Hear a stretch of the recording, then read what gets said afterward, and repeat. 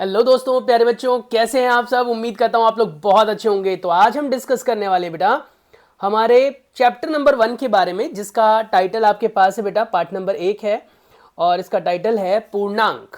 हम पूर्णांक के बारे में पढ़ने वाले हैं। अध्याय है 1 और इस अध्याय के अंदर हम बहुत सारी चीजें डिस्कस करने वाले बच्चों। पहले हम बात करेंगे पूर्णांक के गुणधर्म के बारे में। पूर्णांक के क्या क्या गुणधर्म है बच्चों। हम यहाँ पर डिस्कस करेंगे पूर्णांकों के योग एवं व्यवकलन के गुण के बारे में, यानी कि पूर्णांकों को जोड़ते समय और उसको घटाते समय उसका जो व्यवकलन करते हैं, घटाना, उसके क्या क्या गुणधर्म है उनके बारे में हम चर्चा करेंगे। सबसे पहले तो ये समझने की जरूरत है बेटा कि पूर्णांक होते क्या हैं। पूर्णांक किन्हें कहते हैं। पूर्णांक हम कहते हैं उन अंकों को जो अपने आप में बच्चों पूर्ण होते हैं। पूर्ण का मतलब होता है कि कभी भी वो अंक दशमलव में नहीं आते हैं। अब हम पूर्णांकों के अंतर्गत योग के बारे में चर्चा करेंगे और व्यवकलन के बारे में चर्चा करेंगे बच्चों। योग क्या होता है, जोड़ना। व्यवकलन क्या होता है, घटाना। उनके बारे में उसमें भी पहला जो टॉपिक है हमारे पास वो है बेटा योग के अंतर्गत संवृत्त। इसका मतलब क्या है, संवृत्त का क्या मतलब होता है। संवृत्त का मतलब होता है बेटा कि प्रॉपर्टी जो है ना, उसके जो गुणधर्म है वो एक जैसे रहेंगे, बदलेंगे नहीं। जैसे कि हमसे जो टॉपिक डिस्कस करने के लिए कह रहा है वो है योग के अंतर्गत संवृत्त। पहले हम समझ लेते हैं कि पूर्णांक कहते किन्हें हैं, यानी कि पूर्णांक कौन कौन सी संख्याएं होती हैं। पूर्णांक को अगर हम तोड़ें तो इसको हम तोड़कर लिख सकते हैं पूर्ण यानी पूरा और फिर जमा में अंक बेटा। ठीक है, तो क्या बन जाएगा, ये पूर्णांक है ना। अगर हम इसका संधि विच्छेद करें तो पूर्णांक मतलब हो गया पूर्ण अंक। यानी कि ध्यान देने वाली बात यह है कि कोई भी ऐसी संख्या जो दशमलव में आ रही है, जैसे 5/3 या फिर 4.16, ऐसी संख्याएं कभी भी पूर्णांक संख्याएं नहीं होंगी। ठीक है, पूर्णांक संख्याएं हमेशा पूर्ण होती हैं और इसको मुख्यतः दो भागों में बांटा जाता है। एक होती है बेटा धनात्मक पूर्णांक संख्याएं, जिसे आप पॉजिटिव कहते हैं, और दूसरी होती है ऋणात्मक पूर्णांक संख्याएं। धनात्मक पूर्णांक संख्याएं में सारी धन संख्याएं आती हैं, 1, 2, 3, 4, 5, ये सब आपकी क्या है, धनात्मक पूर्णांक संख्याएं। ऐसे ही बेटा ऋणात्मक की अगर हम बात करें तो वो संख्याएं जो ऋण होती हैं यानी नेगेटिव होती हैं, तो इसमें आ जाते जैसे कि -5, -4, -2, -1, ये संख्याएं जो होती हैं वो ऋणात्मक होती हैं। और भी संख्याएं हो सकती है इसमें, लेकिन मैंने सिर्फ उदाहरण के तौर पर बताया आपको। तो धनात्मक पूर्णांक संख्याएं और ऋणात्मक पूर्णांक संख्याएं। अब सवाल उठता है कि इसमें क्या कह रहा है, योग के अंतर्गत संवृत्त। इसका मतलब क्या है। इसका मतलब यह है कि अगर दो पूर्णांक संख्याएं ले ली जाएं, जैसे पहली पूर्णांक संख्या ले ली मैंने, ठीक है, और फिर मैंने दूसरी पूर्णांक संख्या ले ली, दो पूर्णांक संख्या ले ली, पूर्णांक और प्लस में पूर्णांक। ठीक है, और अगर मैंने उन दोनों को जोड़ा, उन दोनों को बेटा मैंने जोड़ा, और जोड़ने के बाद अगर मेरे पास, ध्यान से सुनना, जोड़ने के बाद अगर मेरे पास उत्तर में पूर्णांक संख्या ही मिलती है, तब उसे हम कहेंगे क्या, ये योग के अंतर्गत संवृत्त है। यानी कि अगर मैंने पूर्णांक संख्या ली पहली और दूसरी ली और उसके बाद मुझे उत्तर में यहां पर पूर्णांक ही मिला, तो उसे हम कहेंगे योग के अंतर्गत संवृत्त है।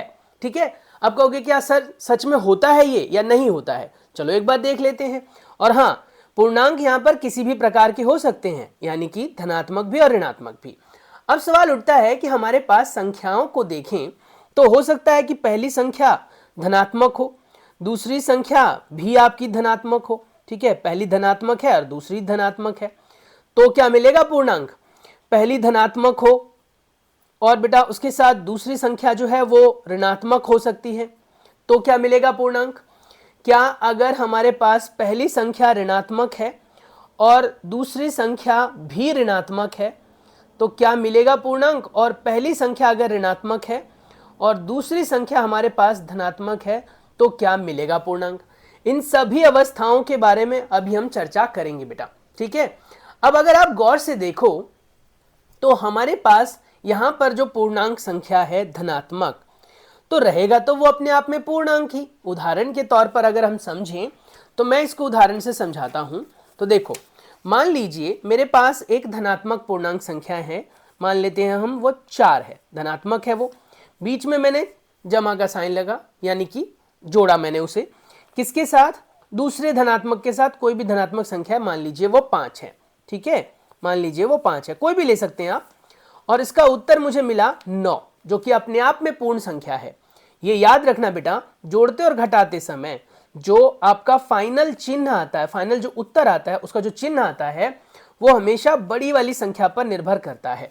अगर बड़ी संख्या धनात्मक है तो उत्तर में धनात्मक ही चिन्ह आएगा, ठीक है। छोटी संख्या कभी भी कंसीडर नहीं की जाती, कभी भी नहीं देखा जाता है जोड़ते और घटाते समय, ये याद रखना। अब इसका उत्तर आप देखो तो हमें उत्तर में धनात्मक मिल रहा है, साथ ही पूर्णांक भी मिल रहा है, तो यहां पर आ जाएगा ये पॉजिटिव, और पूर्णांक तो है ना। उसके बाद अगर मान लो एक धनात्मक ले लूं, जैसे मान लीजिए मैं 5 ले लेता हूं, और दूसरी संख्या मान लीजिए बेटा मैं ऋणात्मक ले लेता हूं, मान लेते हैं बीच में जोड़ और ऋणात्मक कोई भी संख्या, मान लो मैंने -7 ले लिया। ये भी हो सकता है कि मैं यहाँ पर 5 लूँ और यहाँ पर जमा और माइनस का इससे छोटी संख्या यानी 2 ले लूँ, कोई भी कंडीशन हो सकती है।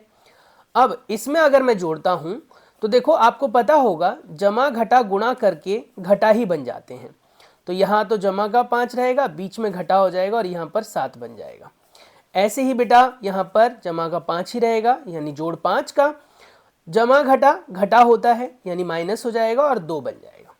5 में से 7 गया तो बेटा 2 आएगा, लेकिन चिन्ह लगेगा ऋणात्मक। 5 में से 2 गया तो बनेगा 3, लेकिन ऋण या धन, बताओ, धनात्मक है ना, तो यहाँ पर धनात्मक का चिन्ह आएगा। लेकिन दोनों ही अवस्थाओं में, चाहे ऋणात्मक आए चाहे धनात्मक आए, दोनों ही अवस्थाओं में बेटा हमेशा ही आप देख रहे हो कि पूर्णांक संख्या ही मिल रही है। तो बेटा यहाँ पर उत्तर में आपका धनात्मक भी आ सकता है, उत्तर में ऋणात्मक भी आ सकता है, लेकिन रहेंगे तो पूर्णांक ही। इससे हमें यह पता लग गया कि अगर दोनों सेम आवेश वाले, दोनों सेम चिन्ह वाले मान लीजिए पूर्णांक हैं, तो आपको उत्तर में क्या मिलेगा बेटा? धनात्मक पूर्णांक। दोनों धनात्मक है तो दोनों में से कोई भी एक अगर ऋणात्मक हुआ तो बेटा आपका उत्तर जो है धनात्मक और ऋणात्मक में से कोई भी आ सकता है, लेकिन अपने आप में वो होंगे पूर्णांक। ये भी पूर्णांक हो गया। चलिए अब आगे की बात कर लेते हैं। मान लो मेरे पास जो है दोनों संख्या ऋणात्मक है, मान लो -4 है और माइनस का 6 है। अब उत्तर क्या आएगा? या फिर मान लेते हैं -6 इधर कर दो और अच्छा बीच में तो जोड़ है, और -4 यहां पर कर दो, उससे क्या फर्क पड़ता है? अब देखो चिन्ह की अगर हम बात करें तो -4 और -6 रहेगा, बीच में जमा का ही रहेगा, -6 और -4 रहेगा। दोनों ही अवस्थाओं में आपको -10 ही मिल रहा है, दोनों अवस्थाओं में आपको -10 ही मिल रहा है। तो इसका मतलब ये हो गया कि आपको यहां पर जो उत्तर मिलने वाला है बेटा ये ऋणात्मक मिलेगा, और ये अपने आप में पूर्णांक ही होगा। ये भी अपने आप में पूर्णांक होगा, ऋणात्मक होगा और अपने आप में पूर्णांक ही होगा बेटा, ठीक है। अच्छा अभी हमने ये डिस्कस किया था ना, यहां पर जो रिजल्ट आया था बेटा सेम वैसा ही रिजल्ट यहां पर आएगा। धनात्मक भी हो सकता है, ऋणात्मक भी हो सकता है, लेकिन ये भी पूर्णांक ही होगा। तो कुल मिलाकर अगर हम बात करें तो 2 अगर पूर्णांक संख्याएं लिखी गई हैं तो आपको उत्तर में भी पूर्णांक संख्या ही मिलती है। इसीलिए हम कह सकते हैं कि ये योग के अंतर्गत संवृत्त है। समझ में आ गया? क्लियर है यहां तक? चलिए अब बुक पर चलते हैं। अब कह रहा है कि अगर योग के अंतर्गत संवृत्त है तो जैसे इसने उदाहरण के तौर पर लिखा है, देखो 17 और 24 बेटा जोड़कर 41 लिखा है इसने। अब 17 देखें तो अपने आप में पूर्णांक है, और 24 देखें तो वो पूर्णांक है, और 41 जो उत्तर में आया वो भी पूर्णांक है। अब इसमें प्रेक्षण करने के लिए कहता है 17 और 23 को जोड़ा 40 आ गया, तो लिख रहा है कि ये पूर्णांक है। ठीक है, पूर्णांक किसे कहते हैं? जो दशमलव संख्या ना मिले बेटा। ऐसे बेटा अगर हम इसको देखें, ये -10 है और ये -3 है, ठीक, सॉरी +3 है। -10 और +3 दिख रहा है, ये देखो -10 और +3, ये चीज दिख रही है ना आपको, -10 और +3 दिखाई दे रहा है। तो -10 है और +3 है, इसको अगर आप जोड़ोगे तो क्या मिलेगा आपको? तो मिलेगा यहां पर बेटा माइनस प्लस माइनस होता है, और चिन्ह तो माइनस का आएगा क्योंकि बड़ी संख्या माइनस में है, तो -7 मिल जाएगा। ठीक है, क्या मिला बेटा? -7 मिला। और अगर हम देखें तो -7 भी अपने आप में पूर्णांक है। ये थोड़ी बोल रहा है कि धनात्मक है या ऋणात्मक है, तो ये भी परिणाम भी एक पूर्णांक संख्या है। बिल्कुल। इसको देखें तो इसका उत्तर ये माइनस में है, ये प्लस में है, प्लस माइनस माइनस होता है बेटा। इसका उत्तर क्या आएगा, कमेंट करके बताओ मुझे, इसका उत्तर क्या आएगा बेटा। 75 में से 18 जाएगा तो क्या आएगा बताओ। यस यस 57, बिल्कुल सही। 57 आएगा ना, तो 57 आ जाएगा, लेकिन चिन्ह आएगा नकारात्मक यानी नेगेटिव, ऋणात्मक वी कैन से, तो ऋणात्मक आएगा। तो इस तरीके से ये भी क्या हो गया बेटा, अपने आप में पूर्णांक हो गया। तो हम देखेंगे कि चाहे संख्या कैसी भी क्यों ना हो, आपको उत्तर जो है वो पूर्णांक ही मिलता है। अब कहता है आपको कि ये बताना है कि हमारा जो यहां पर, ध्यान से सुनना, हमारा जो यहां पर रिजल्ट आया था, ये तो क्या आया था, पूर्णांक आया था, है ना, जोड़ने पर। अब कहते हैं क्या घटाने पर भी आपको पूर्णांक ही मिलता है, ये बताना है। चलो देख लेते हैं घटाने पर पूर्णांक मिलता है कि नहीं, यानी घटा के अंतर्गत।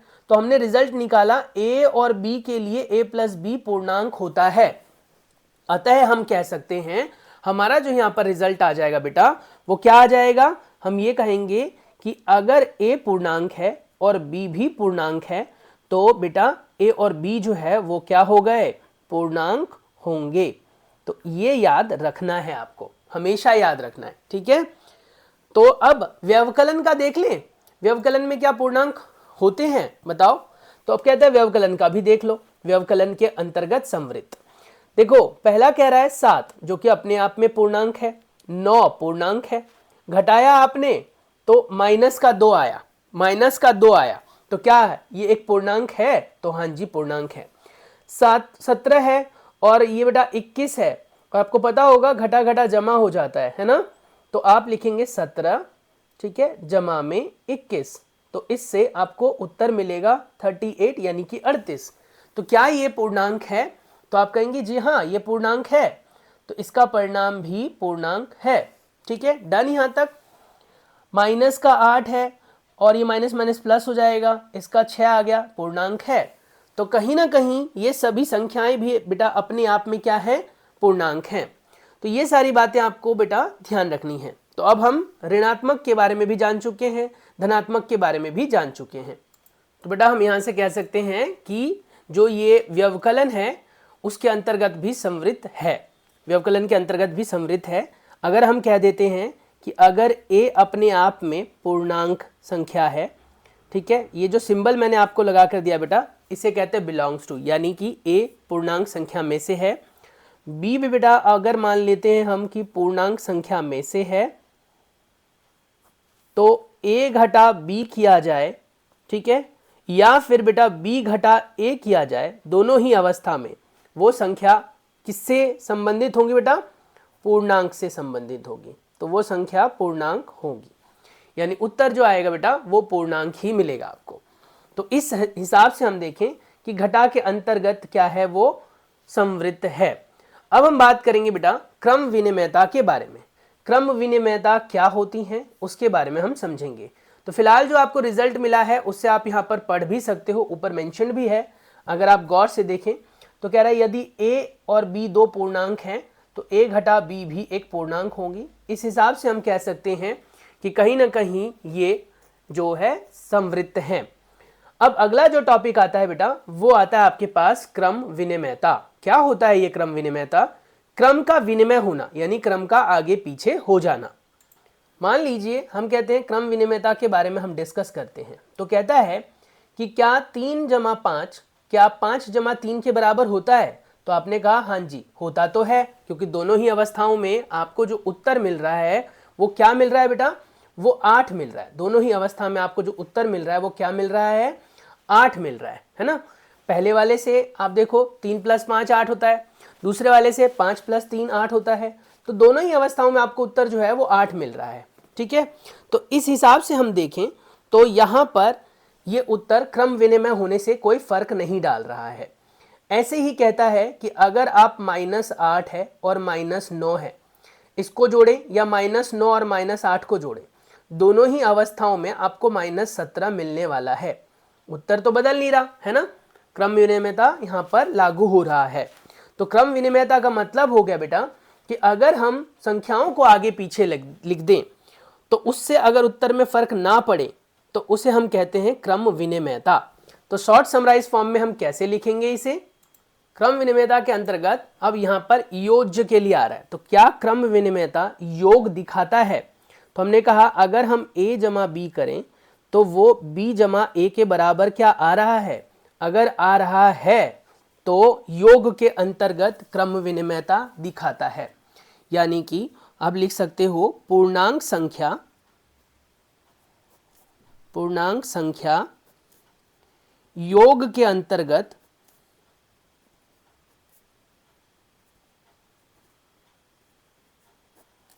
क्रम विनिमयता, ठीक है,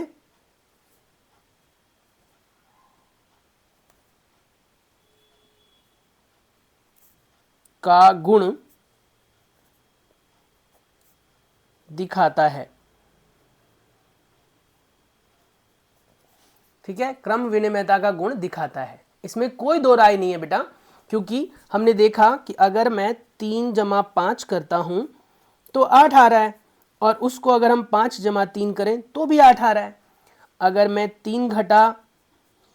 घटा का 3 और जमा का 5 करता हूं, या फिर जमा का 5 और घटा का 3 करता हूं, दोनों अवस्थाओं में मुझे उत्तर 2 मिल रहा है। तो क्रम विनिमयता का गुण ये दिखा रहा है। क्रम विनिमयता का मतलब ही वही हो गया कि क्रम के आगे पीछे होने से भी उत्तर में कोई फर्क नहीं पड़ रहा है, उत्तर समान है। अब सवाल उठता है कि क्या घटाव के अंदर भी, घटाव मतलब समझ रहे हो ना, यानी कि व्यवकलन, क्या घटाव के अंदर भी ये क्रम विनिमयता दिखाता है? सोच कर देखो, क्या घटाव के अंदर या फिर कह सकते हो आपका व्यवकलन के अंतर्गत क्रम विनिमयता दिखाता है? बताओ, सोच कर देखो, फटाक से मुझे आप लोग कमेंट करके बताएंगे दिखाता है या नहीं दिखाता है। चलो अब देखो, यहां पर ये तो योग के अंतर्गत था, हमने पढ़ा, तो हमने कहा क्या कि a जमा बी का जो उत्तर है वो b जमा a के बराबर आ रहा है। अगर ऐसा आ रहा है तो हम कह सकते हैं कि क्रम विनिमय है। ठीक है, क्रम विनिमय है। अब सवाल उठता है कि क्या घटा के अंदर आता है? घटा के अंदर चेक करो, तो वही कह रहा है क्या कि कहीं ना कहीं योग के अंतर्गत तो सेम है, क्रम बदलने से उसका उत्तर नहीं बदल रहा, लेकिन क्या घटा के अंदर आता है? सोच कर देखो, व्यवकलन पूर्णांक दिखाता है? नहीं। आप यहां पर गौर से देखो तो 5 में से घटा रहा है बेटा किसको? 3 को, है ना, -3 को, और -3 में से घटा रहा है 5 को। तो कह रहा है कि क्या समान आ रहा है? चलो चेक करके देख लेते हैं एक बार, है ना, क्योंकि चेक करने से ही पता चलेगा। तो जैसे ही हम चेक करेंगे तो हम देखो, हम लिखेंगे 3 में से घटा रहे हैं आप -5 को बेटा, इसका उत्तर क्या आएगा? तो 3 घटा घटा जमा हो जाता है, 5 आ गया, कितना आ गया बेटा? 8 आ गया। 3 जमा 5 कितना आ गया? 8 आ गया, है ना। अच्छा, अगर मैं इसके उत्तर में, यानी कि जो क्रम है इसके पलटने से उत्तर में क्या बदलाव आता है? क्रम पलट दो, क्रम बेटा पलट दो। तो ये 5 को आगे कर देता हूं, -5, ठीक है, और बीच में माइनस का चिन्ह तो रहेगा ही, 3 को पीछे कर दो, इससे आपके पास आ गया -5 और -3। उत्तर में आपको मिला 8, लेकिन घटा का मिलेगा। अब क्या ये दोनों बराबर हैं? तो आप देख सकते हो साफ तौर पर कि ये दोनों कहीं ना कहीं बराबर नहीं है। तो इसीलिए हम कह सकते हैं कि a जमा बी, तो b जमा a के बराबर आ रहा था, लेकिन a घटा b हमेशा b घटा a के बराबर आए ये जरूरी नहीं है, है ना, होता ही नहीं है। तो इसीलिए क्रम विनिमयता घटाव के अंतर्गत नहीं आता है, जबकि जमा के अंतर्गत क्रम विनिमयता का गुण लागू होता है। अब हम बात करेंगे बेटा सहचार्य का गुणधर्म। सहचार्य क्या है? सहचार्य का गुणधर्म क्या होता है? ये 3 संख्याओं पर लागू होता है बेटा। सहचार्य का गुणधर्म 3 संख्याओं पर लागू है, जैसे -3, -2 और -5 ले लिया इसने। अब कहता है -5 को बाहर रख दो, -3 और -2 ले लिया, फिर -5 और 3 को एक साथ ले लो, 2 को बाहर रख दो। इन सभी को अगर हम ध्यान से देखें तो उत्तर में कोई फर्क नहीं पड़ रहा है, तो जोड़ के अंतर्गत सहचार्य होता है। देखो आप गौर से देखो तो इसका उत्तर सेम आएगा। ठीक है, चलो मैं करके दिखा देता हूं आपको कि जोड़ के अंतर्गत क्या उत्तर सेम आता है या नहीं। सहचार्यता के गुणधर्म में बेटा हम यहां पर 3 संख्याओं को लेते हैं, जिसमें a एक पूर्णांक होगा, b एक पूर्णांक होगा और c भी एक पूर्णांक होगा। ये सब के सब जो हैं वो पूर्णांक होंगे। क्या होंगे बेटा? पूर्णांक होंगे। ठीक है, इस सिंबल का मतलब होता है से संबंधित है, से संबंधित है, यानी ए बी सी तीनों ही पूर्णांक से संबंधित है, यानी तीनों पूर्णांक संख्याएं हैं। अब क्या योग के अंतर्गत साहचर्यता दिखाता है? तो क्या हमारे पास जो उत्तर है a जमा बी और जमा में c क्या बराबर होगा a जमा बी जमा सी के? ये हमें यहाँ पर देखना है। अगर है तो हम क्या देंगे? साहचर्य का गुणधर्म दिखाता है। चलो एक बार ट्राई करते हैं। मान लो मैं अपनी तरफ से संख्या ले लेता हूँ 5, 4, ठीक है, और बेटा मैंने ले लिया 6। यहाँ पर क्या हो जाएगा? 5, 4 और 6। ठीक है, अब ज़रूरी नहीं है कि संख्याएं आपकी जो है वो हमेशा पूर्णांक संख्याएं धनात्मक ही हो, ऋणात्मक भी हो सकती है। तो फॉर एग्जांपल मान लो मैं ले लेता हूँ -5, ठीक है, फिर 4 और फिर ले लेता हूँ मैं -6। इसमें मैंने ले लिया -5 बाहर, फिर जमा 4 और फिर बेटा मैंने ले लिया जमा घटा का -6 और इन दोनों को एक साथ लिख दिया। ठीक है, अब ये आपका धनात्मक भी हो सकता है, ऋणात्मक भी हो सकता है, निर्भर करता है वो तो, है ना। तो अब मैंने इसको देखा तो पहले इन दोनों को जोड़ूंगा तो क्या आ जाएगा? 9, 9 और 6 15, है ना। इसको जोड़ूंगा तो 4 और 6 10, 10 और 5 15। ठीक है, काम कर रहा है, ये बराबर आ रही संख्याएं। इन दोनों को अगर मैं जोड़ूंगा तो उत्तर में मुझे मिलेगा बेटा -1, प्लस माइनस माइनस होता है -6, ये -5 मिला। इन दोनों से मुझे उत्तर मिलेगा -2। ठीक है, -2 मिला बेटा। ठीक है, क्या मिला? -2 मिला। इससे मुझे -7 मिला और इससे मुझे -7 मिला। कोई फर्क नहीं पड़ रहा मुझे, चाहे मैं धनात्मक संख्याओं को लेकर करूं चाहे ऋणात्मक को। जो योग किया जाता है ना, तो उसके अंतर्गत साहचर्य दिखा रहा है, यानी साहचर्य का नियम दिखा रहा है। व्यवकलन के अंतर्गत देखते हैं, क्या a घटा b और घटा c बराबर उत्तर देते हैं आपको a घटा b घटा c के? ये बताओ, ये मुझे आप कमेंट करके बताओ, क्या ये बराबर उत्तर देंगे? क्या ये पूर्णांक, यानी जो आपके पास ऋणात्मक धनात्मक जैसा भी पूर्णांक लो, क्या ये घटाव के अंतर्गत संवृत्त होंगे? ये आपके लिए बेटा क्वेश्चन है। ठीक है, ये आपके लिए क्वेश्चन है, क्या ये घटा के अंतर्गत संवृत्त होंगे, ये आपको बताना है। ठीक है, योग के अंतर्गत मैंने आपको बता दिया, घटा के अंदर आप मुझे कमेंट करके बताओ, फिर अगली वीडियो में मैं इसका आंसर जरूर दूंगा। जल्दी से बताओ मुझे कमेंट करके।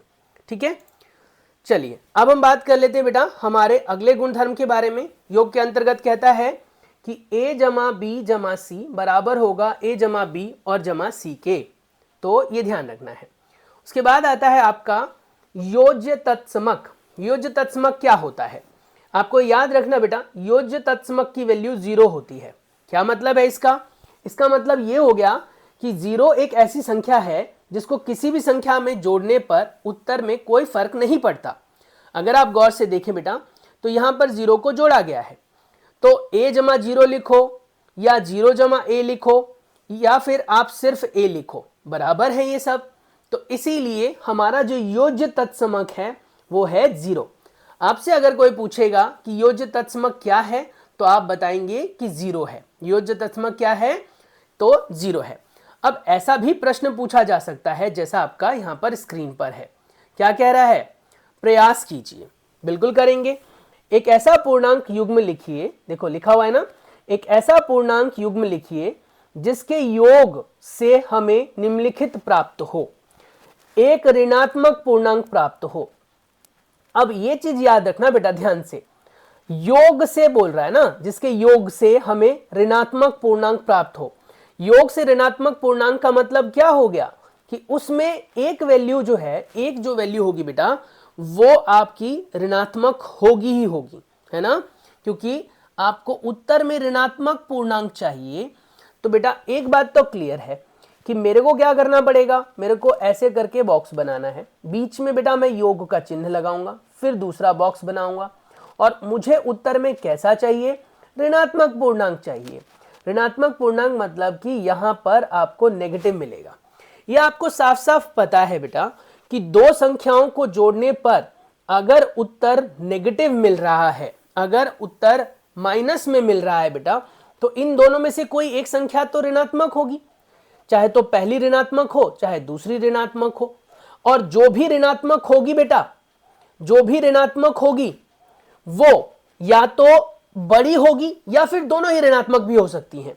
फॉर एग्जाम्पल, अगर मान लो मैंने 4 लिया बेटा और माइनस का 6 लिया, तो मेरा ऋणात्मक आ रहा है, 4 में से 6 को घटा के ऋणात्मक आ रहा है ना, माइनस का 2 आ जाएगा। अगर मैंने बेटा माइनस का 2 लिया और बेटा माइनस का 6 ले लिया, तो भी मुझे ऋणात्मक मिल रहा है, माइनस का 8। तो ये आप पर निर्भर करता है, आप यहां पर दोनों ऋणात्मक भी ले सकते हो या फिर एक बेटा धनात्मक लोगे, एक ऋणात्मक, जिसमें से संख्या बड़ी कौन सी होगी, ऋणात्मक वाली। ऐसे ही आप और भी उत्तर यहां पर दे सकते हो। अब यहां पर कह रहा है एक ऐसा युग्म लिखिए जिसका योग 3 हो। क्या कह रहा है, जिसका योग 3 हो और वो भी ऋणात्मक, योग 3 हो। एक ऐसा पूर्णांक लिखिए जिसका योग बेटा क्या हो, 3 हो। योग क्या होना चाहिए, 3 होना चाहिए। अब भैया योग 3 का मतलब क्या हो गया कि कहीं ना कहीं इसके अंदर माइनस का 3, सॉरी, कहीं ना कहीं इसके अंदर जो संख्या दी गई है बेटा, इस संख्या के अंदर एक संख्या आपकी जो है वो कैसी होनी चाहिए, ऋणात्मक होनी चाहिए, तभी तो आपका रिजल्ट ऋणात्मक मिलेगा। एक संख्या आपकी ऋणात्मक होनी चाहिए। तो मैंने देखा यार -3 चाहिए और योग चाहिए, तो पहला बॉक्स बना दिया, बीच में योग चाहिए तो जमा का चिन्ह लगा दिया, दूसरा बॉक्स बना दिया, इक्वल टू में लिख दिया -3। ठीक है। अब आपके दिमाग में चल रहा होगा सर -3 चाहिए, तो इसका मतलब जो भी संख्या यहां पर आप लेने वाले हैं, ठीक है, या तो वो दोनों ऋणात्मक हो जाएंगे, है ना, दोनों ऋणात्मक हो जाएंगे, -1 और -2, -3 आ गया, है ना, आ सकता है कि नहीं आ सकता है। या फिर -3 और आप 0 भी ले सकते हो, 0 भी अपने आप में पूर्णांक है, तो -3 आ गया जोड़कर। या फिर सर आप ऐसा भी तो कर सकते हो कि एक संख्या माइनस की ले ली, है ना, और दूसरी संख्या, जैसे यहां पर मान लो मैंने बड़ी संख्या ले ली -6 और दूसरी संख्या बेटा मैंने यहां पर ले ली 3, तो भी आपको -3 मिलेगा। आप कितने ही युग्म बना सकते हो, बहुत सारे बना सकते हो यहां पर। तो ये याद रखना कि आपको उत्तर जो ये मिलेगा ना, उसके हिसाब से देखना है आपको उत्तर क्या मिल रहा है, माइनस में, तो आपको ये ध्यान रखना कि माइनस वाली संख्या बड़ी होगी। तो देखो माइनस वाली संख्या बड़ी है, माइनस वाली संख्या बड़ी है, माइनस वाली संख्या बड़ी है, ठीक है। उसके बाद आप खुद सोचो कि मैं क्या कैसे जोड़ूं जिससे कि मुझे उत्तर में 3 मिले, तो वो आपको आइडिया यहां से मिल जाएगा। कितने ही युग्म बना लो, क्या फर्क पड़ता है। ऐसे ही अब आपके पास सवाल आता है, प्रश्नावली 1.1 आती है बेटा। इस प्रश्नावली के अंदर आपसे जो सवाल पूछे गए हैं, ये सवाल बड़े ही प्यारे से हैं, बहुत ही प्यारे से प्रश्न हैं। इन सभी के उत्तर हम अगली वीडियो में डिस्कस करेंगे। इस वीडियो के अंदर बस इतना ही, ये आपको बेसिक सी चीजें क्लियर करके दे रहा है। अगली वीडियो में हम इन सभी सवालों के बारे में डिस्कस करेंगे। चलिए मिलते हैं नेक्स्ट वीडियो में। Stay tune, take care, bye bye. Channel पर पहली बार आए बेटा तो चैनल को सब्सक्राइब करना बिल्कुल ना भूलें।